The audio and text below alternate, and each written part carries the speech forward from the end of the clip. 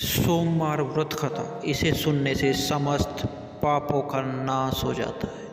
एक समय की बात है, किसी नगर में एक धनी व्यापारी रहता था। इतना सब कुछ होने पर भी वह व्यापारी अंतर्मन से बहुत दुखी था।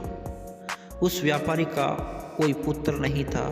दिन रात उसे यही चिंता सताती थी। पुत्र पाने की इच्छा में वह व्यापारी प्रति सोमवार भगवान शिव की व्रत पूजा किया करता था। सायंकाल को व्यापारी शिव मंदिर में जाकर भगवान शिव के सामने घी का दीपक जलाया करता था। उस व्यापारी की भक्ति देखकर एक दिन पार्वती ने भगवान शिव से कहा कि हे प्राणनाथ, यह व्यापारी आपका सच्चा भक्त है। कितने दिनों से यह सोमवार का व्रत और पूजा नियमित कर रहा है। भगवान, आप इस व्यापारी की मनोकामना अवश्य पूर्ण करें।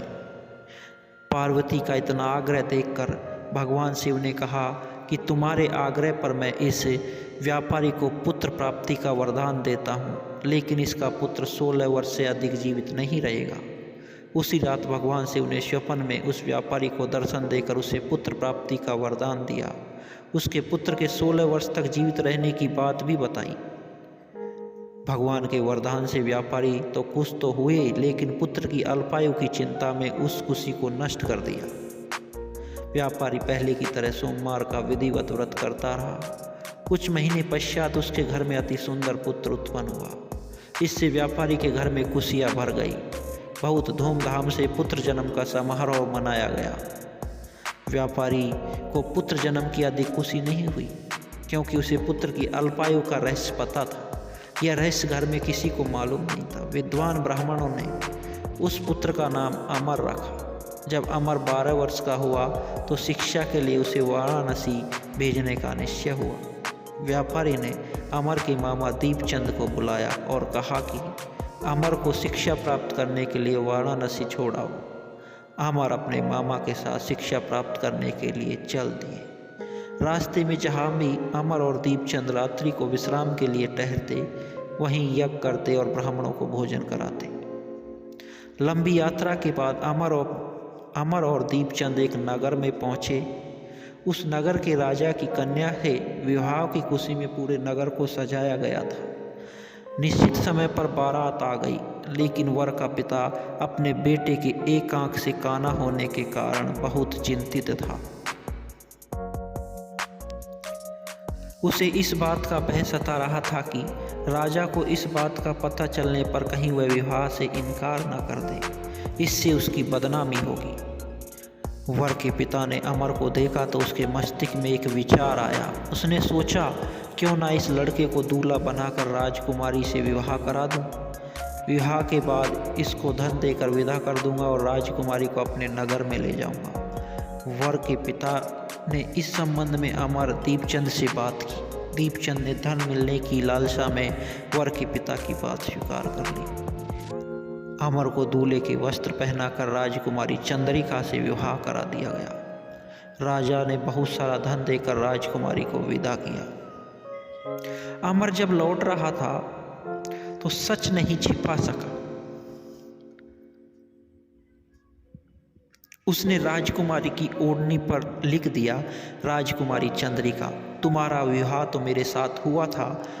मैं तो वाराणसी में शिक्षा प्राप्त करने जा रहा हूँ। अब तुम्हें जिस नवयुवक की पत्नी बनना पड़ेगा वह काना है। जब राजकुमारी ने अपनी ओढ़नी पर लिखा हुआ पढ़ा तो उसने काने लड़के के साथ जाने से इनकार कर दिया। राजा ने सब बातें जानकर राजकुमारी को महल में रख लिया। उधर अमर अपने मामा दीपचंद के साथ वाराणसी पहुँच गए।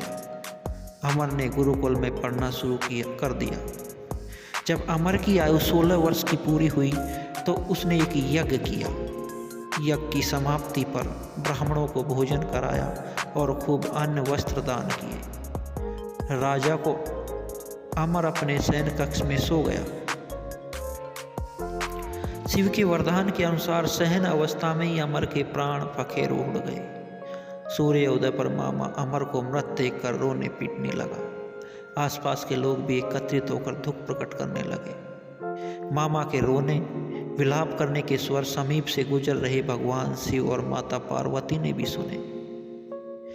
पार्वती जी ने भगवान से कहा कि हे प्राणनाथ, मुझसे इनके रोने के स्वर सहन नहीं हो रहे हैं, आप इस व्यक्ति के कष्ट को अवश्य दूर करें। भगवान शिव ने पार्वती जी के साथ अदृश्य रूप में समीप जाकर अमर को देखा तो पार्वती जी से बोले, हे पार्वती, यह तो उसी व्यापारी का पुत्र है। मैंने इसे 16 वर्ष की आयु का वरदान दिया था, इसकी आयु तो पूरी हो गई।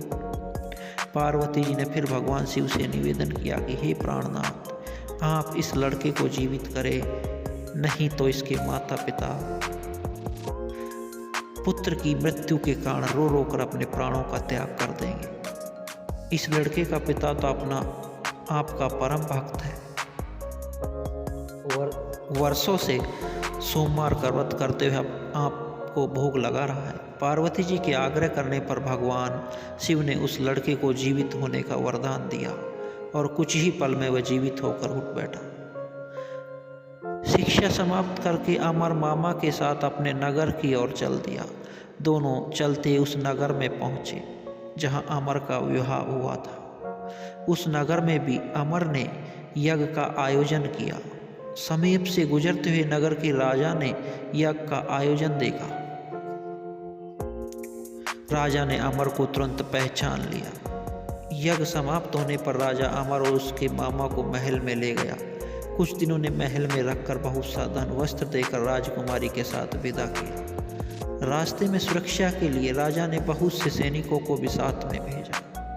दीपचंद ने नगर में पहुंचते एक दूत को घर भेजकर अपने आगमन की सूचना भेजी। अपने बेटे अमर के जीवित वापस लौटने की सूचना से व्यापारी बहुत प्रसन्न हुआ।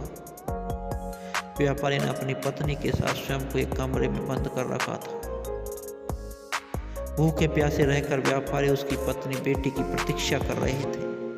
उन्होंने प्रतीक्षा कर रखी थी कि यदि उन्हें अपने बेटे की मृत्यु का समाचार मिला तो दोनों अपने प्राण त्याग देंगे। व्यापारी अपनी पत्नी और मित्रों के साथ नगर के द्वार पर पहुंचे। अपने बेटे के विवाह का समाचार सुनकर पुत्र वधू राजकुमारी चंद्रिका को देखकर उनकी खुशी का ठिकाना न रहा। उसी रात भगवान शिव ने व्यापारी को स्वप्न में आकर कहा कि हे सृष्टि, मैंने तेरे सोमवार के व्रत करने और व्रत कथा सुनने से प्रसन्न होकर तेरे पुत्र को लंबी आयु प्रदान की है। व्यापारी बहुत प्रसन्न हुआ। सोमवार का व्रत व्यापारी ने करने से घर में खुशियाँ लौट आई। शास्त्रों में लिखा है कि जो स्त्री पुरुष सोमवार का विधिवत व्रत करेगा, व्रत कथा सुनते हैं, उनकी सभी मनोकामनाएं पूर्ण होती हैं। ओम नमः शिवाय।